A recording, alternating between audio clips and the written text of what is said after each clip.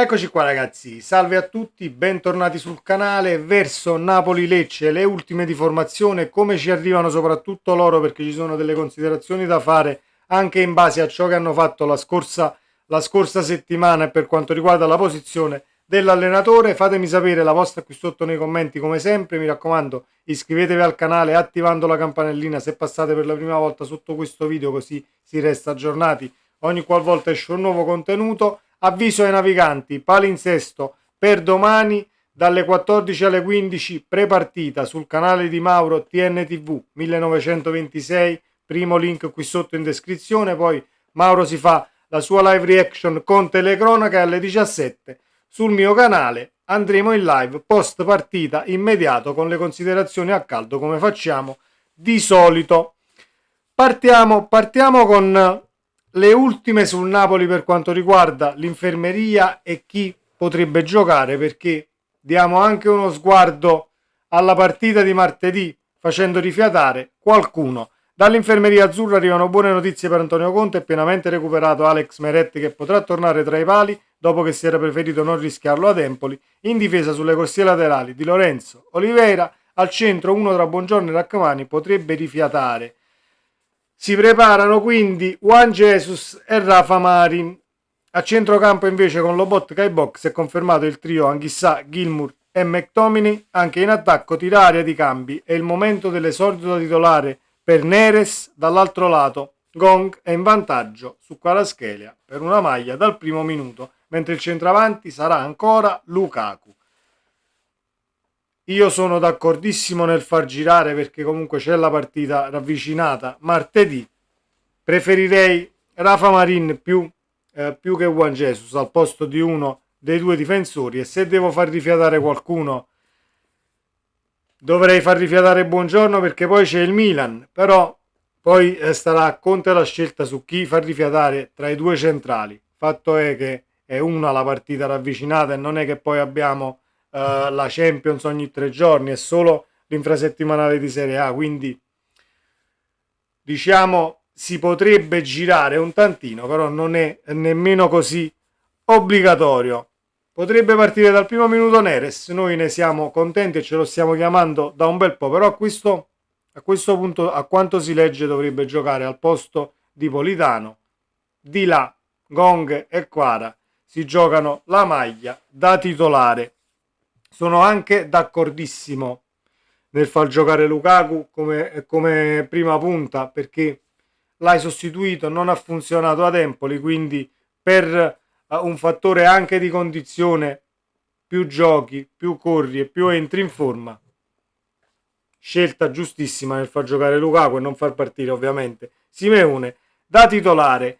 Le ultime sul Lecce. Prima di andare alle ultime sul Lecce ci sono delle considerazioni da fare. Vengono da una sonora sconfitta, cosa che non fa bene poi alla partita che giochi, alla partita successiva che giochi, perché tendi a chiuderti in difesa. Punto primo. Punto secondo, credo che troveremo una squadra nella propria metà campo, perché Gotti si gioca la panchina contro il Napoli, quindi diciamo perdere la partita vorrebbe significare esonero per l'allenatore. Io non è che voglio l'esonero di Gotti, però a questo punto noi dobbiamo vincere la partita e ci servono i 3 punti, e quindi non possiamo assolutamente metterci a pensare no, ma Gotti viene esonerato.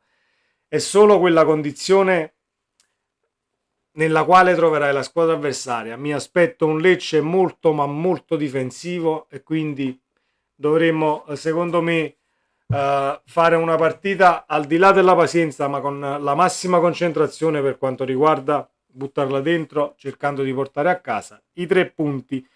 In una gara di per sé complicata, Mister Gotti dovrà fare i conti con numerose assenze. Oltre ai lungodeggenti Bonifasi, Gonzales e Cabba e lo squalificato Gallo, rischiano il forfait anche Burnete, Beriscia, Gilbert, Asa e Marcinski, che hanno svolto allenamento personalizzato. Dunque tra i pali, Falcone, davanti a lui Baschirotto e Gaspart con ai lati Pelmar e Dorgu. In cabina di regia confermato Ramadani insieme a Koulibaly e Pierre. Nel pacchetto offensivo a supporto di Kristovic sono in 4 per 2 maglie, Banda, Rebic, Pierotti e Udin, con i primi due in vantaggio, quindi Banda e Rebic. Le formazioni. Il Napoli dovrebbe partire con questa formazione, ma poi ovviamente chi ci seguirà nel prepartita live da Mauro TNTV 1926 con il primo link qui sotto in descrizione, ve lo ricordo ancora una volta, e andremo anche a vedere ed esaminare le formazioni ufficiali. Le probabili: Meretti, Di Lorenzo, Rachmani, buongiorno Olivera, ma abbiamo sentito che forse un centrale si può sedere e fa spazio a Juan Jesus o Rafa Marin. Anchissà, Gilmour e McTominay, la mediana dovrebbe essere questa. Neres, Lukaku, Gong. Le probabili sì, diciamo che si spingono oltre, quindi Quara e Politano seduti.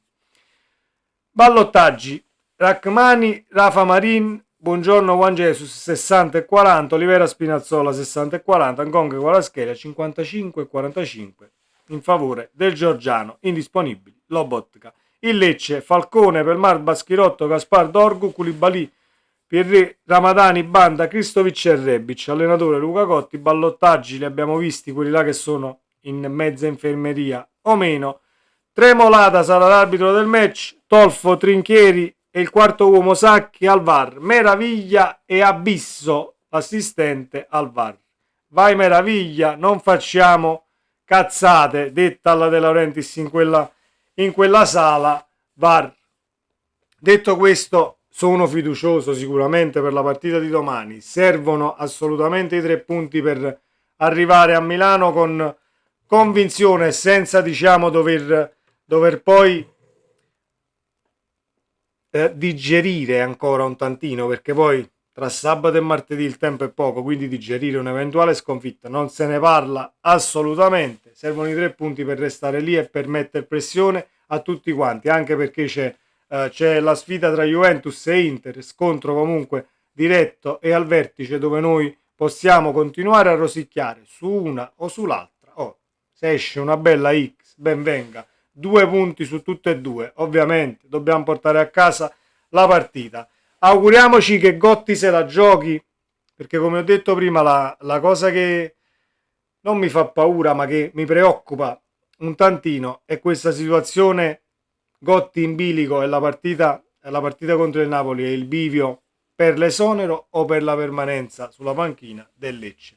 Situazione da non sottovalutare, che secondo me la farà da padrone per quanto riguarda il gioco, forse in ripartenza e in attesa del Lecce nella sua metà campo. Poi se il Lecce viene a giocare a viso aperto e ne esce una bella partita con spazi comunque da andare a coprire, ben venga, perché comunque le partite contro la squadra arroccata lì dietro non piacciono a me, ma non piacciono a nessuno. Sempre Forza Napoli, ci vediamo domani con il palinsesto che vi ho elencato ad inizio video. Il canale di Mauro è il primo qui sotto in descrizione, andatevi ad iscrivere così ci vediamo domani anche lì. Sempre Forza Napoli, ciao!